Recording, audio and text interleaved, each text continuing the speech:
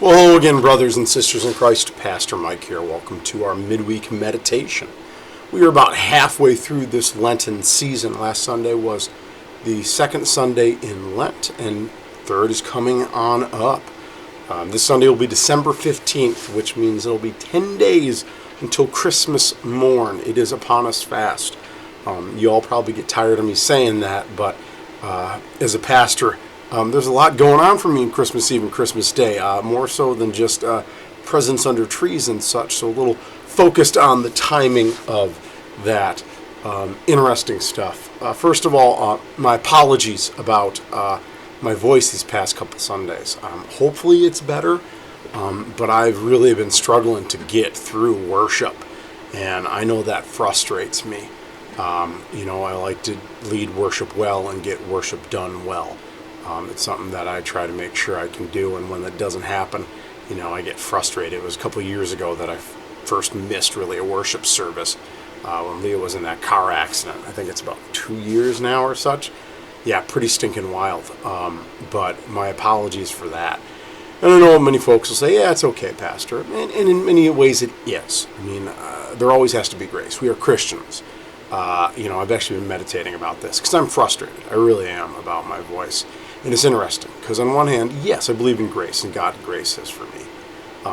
But I also don't want to make it cheap. I don't want to cheapen God's grace by saying, it doesn't matter. I can, do a half-tookus job, if you know what I'm talking about. It's an odd balance point to maintain is what I've been trying to think. To be grounded in God's grace, but also not to take it for granted and to be a schlub. It's an interesting one. You don't want to beat yourself up, but you don't want to be like, it doesn't matter what I do. So I've tried to push through it the best I can with that by the grace of God. This Sunday and this Wednesday, this voice will be working. I tell you what, brothers and sisters in Christ, this sinus infection is just really messing me up. Yeah. But I digress.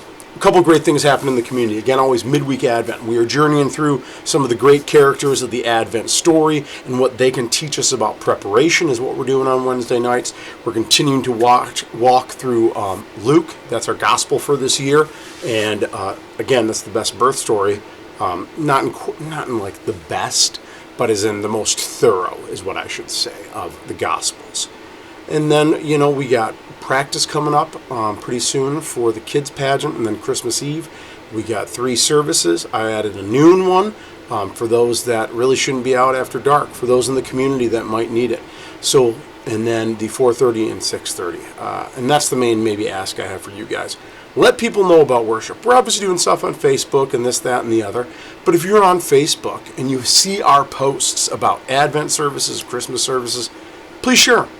That is one of the best cost-effective ways to let people know about the work and ministry of Emmanuel. I know it's very different than it was 30 years ago, but this is the age in which we live, where some of that stuff like, I'm not on Instagram, I'm not good with that stuff, and if you got Instagram and you're like, hey man, I'll gladly, put that up there, let us know, or Snapchat, or, I don't know what half of these things are and I don't want to make one up. But you know what's going on, brothers and sisters in Christ. So definitely do that. Don't forget Lions Farm. One of the things that we're supporting in the community is Lions Farm. Great organization. We have a Christmas tree up at their Christmas tree event. I know last Sunday there was a visitation from 1 to 4 there to see the trees. And then there will be this one on the 15th, this Sunday. Head on out. You can vote for the tree. In fact, if you have friends, bring them with and have them vote for our tree. Let's get the votes on those trees. I want Lions Farm to know Emmanuel makes some amazing Christmas trees. The German Lutheran Church better have a good Christmas tree, man. But I digress. So another fun event in our community to be part of. Well, brothers and sisters, after all of that ranting and raving, texts, we are working through numerous things. Last Sunday, I tried to hit that concept of refining fire. We are preparing for the coming of Christ, right?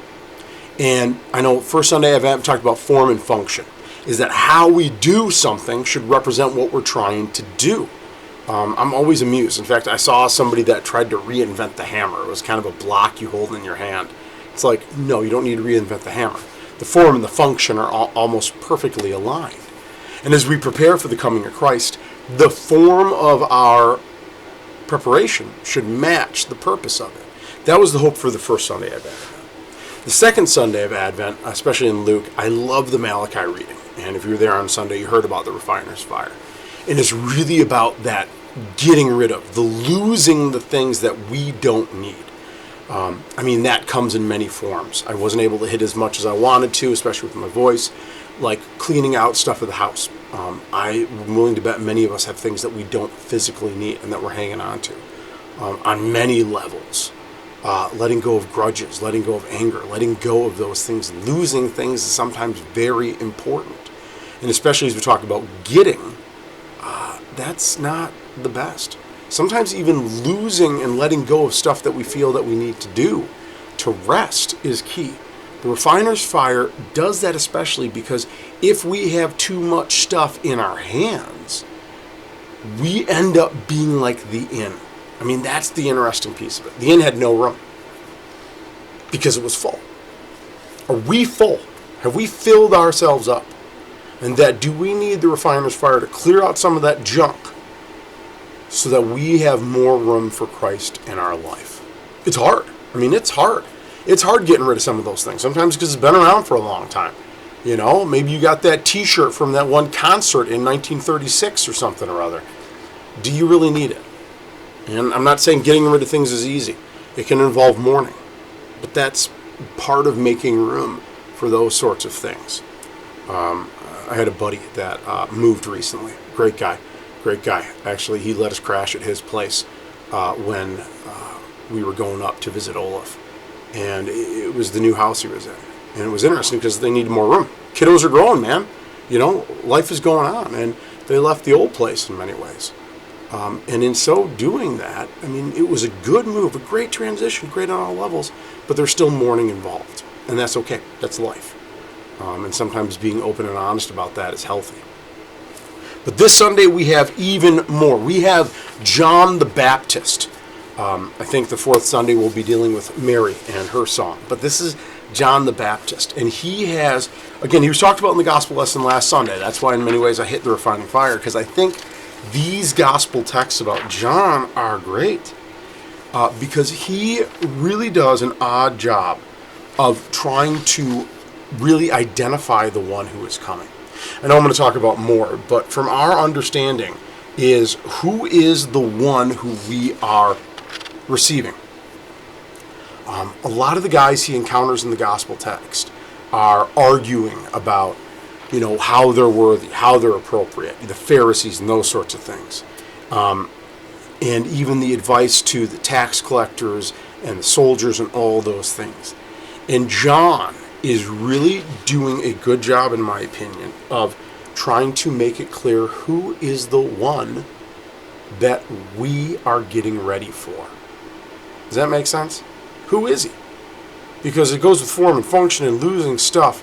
Who are really we getting ready for? Are we getting ready for the conquering Messiah? Are we getting ready for who? And that is a hard question. Because he's showing up, brothers and sisters in Christ. And like many of the Pharisees at the time and other folks, they weren't ready for who he was. It was funny that the tax collectors, the sinners, were ready for who he was at his coming. So that is maybe the grist for the mill. And the question, the meditation for this week, hence midweek meditation, as we prepare, as we walk around, Menards or Target or wherever you're going, and you're hearing, Grandma got run over by a reindeer. Who is the one we are preparing for? How, even regardless of what's going on out there, can we hear the cry of the Baptist? Prepare the way of the Lord. Prepare this path for him. Because he is the king. He might not be the king that we expected, but he sure as shoot the king that we need. Uftame, brothers and sisters. My voice is coming back, and I still can't be quiet. Well, let's try to preserve that a little bit better, shall we there, Pastor Mike? All right, well, blessings, brothers and sisters in Christ. We'll talk to you soon. Bye now.